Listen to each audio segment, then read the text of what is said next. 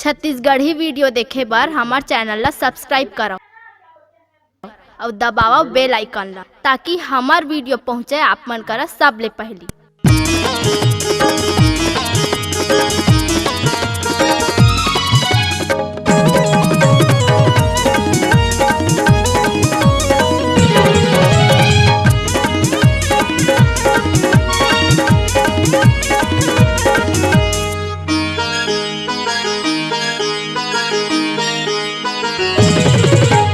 बम बम भोले भोले, बम बम भोले भोले, ये सावन के महीना है जी, ये चला सो में ना जाबो ना। ये सावन के महीना है जी, ये चला सो में ना जाबो ना। ये चला सो में ना जाबो जी, ये चला सो में ना जाबो ना। ये चला सो में ना जाबो जी, ये चला सो में ना जाबो ना। ये सावन के महीना है जी, ये चला सो में ना जाबो ना। ये सावन के महीना है जी, ये चला सो में ना जाबो ना। बम बम भोले भोले, बम बम भोले भोले।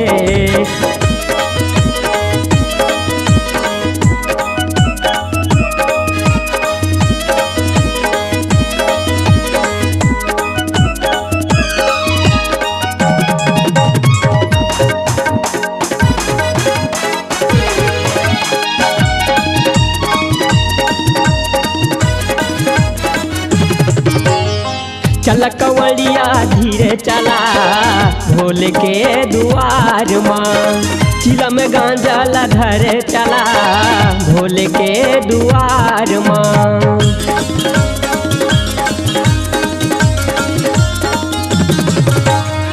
चला कंवरिया धीरे चला भोले के दुआर माँ, चिला में गांजा ला धरे चला भोले के दुआर माँ।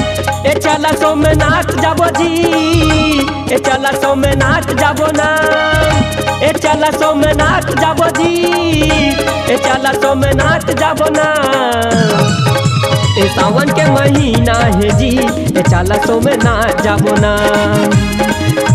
ए सावन के महीना है जी, ए चला सो में नाच जाबो ना। ए सावन के महीना है जी, ए चला सो में नाच जाबो ना।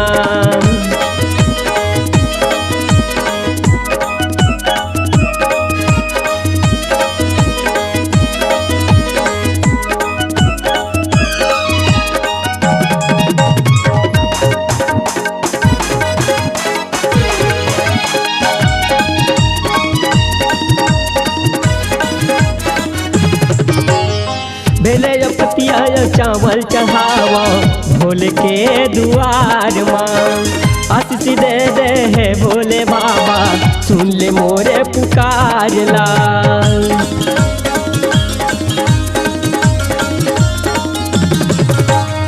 बेले पतिया चावल चढ़ावा भोले के दुआर माँ। आशीष दे दे है भोले बाबा, सुन ले मोरे पुकार ला। ए चला सो में नाच जाबो जी, ए चला सो में नाच जाबो ना। ए चला सो में नाच जाबो जी, ए चला सो में नाच जाबो ना। ए सावन के महीना है जी, ए चला सो में नाच जाबो ना।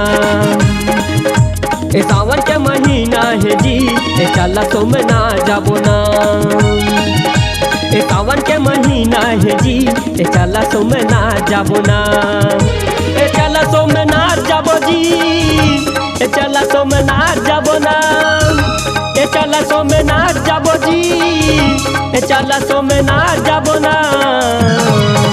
ए सावन के महीना है जी, ए चला सो में नाच जाबो ना।